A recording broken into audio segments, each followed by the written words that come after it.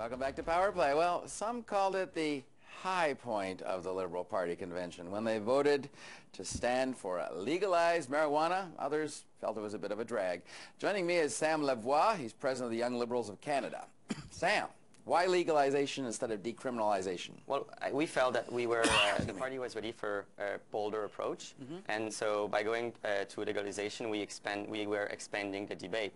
Obviously, there is an upside to legalization over decriminalization because it allows for more regulation, it allows for tax revenues, which we could then use on things such as educating people about drugs and prevention and who knows what else. We're talking about billions of dollars. So we felt, given the kind of the conservative policies we've had on crime thus far, that the party was ready for a bold approach and to really engage Canadians and young Canadians, but all Canadians on this issue. So the bottom line is if it's legalized, you can then charge, retail it, collect taxes, a lot of taxes, one presumes, whereas decriminalization, you're still going to leave it in the hands of the criminals, basically, exactly. to sell it, right? Exactly. Why would we let the money in the hands of the Hells Angels or the mafia when we can have it do positive things for Canadians? Where was its origins from, this particular resolution that went forward, and were you surprised at the strong showing in favor of it? Well, we've had this policy, or a policy on marijuana, for the last several biennials. Legalization or decriminalization? We had both, I think, back in the days. So this time, though, because of how the debate has been evolving, especially the economics of it, and the fact that the war on drugs has been such a failure in the United States, now in Mexico, and even in Canada, and we felt that the public mood was shifting a bit, and that there was more room for debate. Thus, we brought it back. In terms of support, 77% of the members in the room voted in favor of our resolution.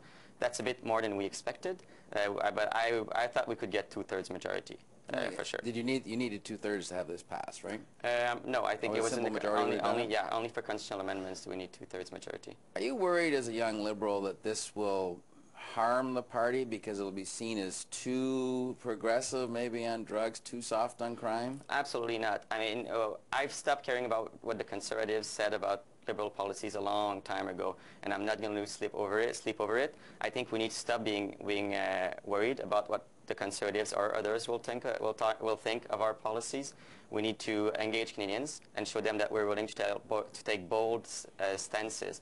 If the Conservatives want to call our policies soft on crime, then perhaps we should call their policies dumb on crime, because that's what all the evidence suggests that they've been doing, that their policies are simply dumb on crime. So I have no issue having this debate with anyone.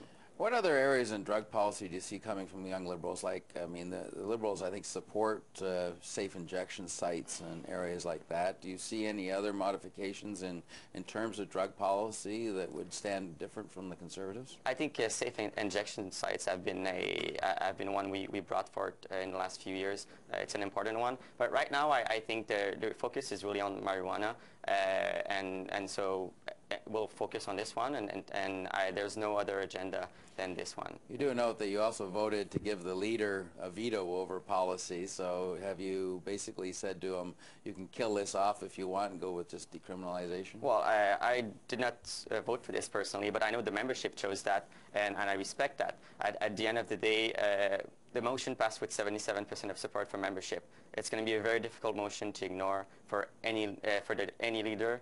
And I think the membership choice is very clear. So, and polls show that Canadians are willing to have this debate and are supportive of either decriminalization or legalization. So, in my view, it's sensible policy, it's good politics, and why not discuss it? Tell me a little bit quickly about the youth at the convention. I was surprised. I was down there for Friday particularly, and the place was rocking with kids under 20 or under 30.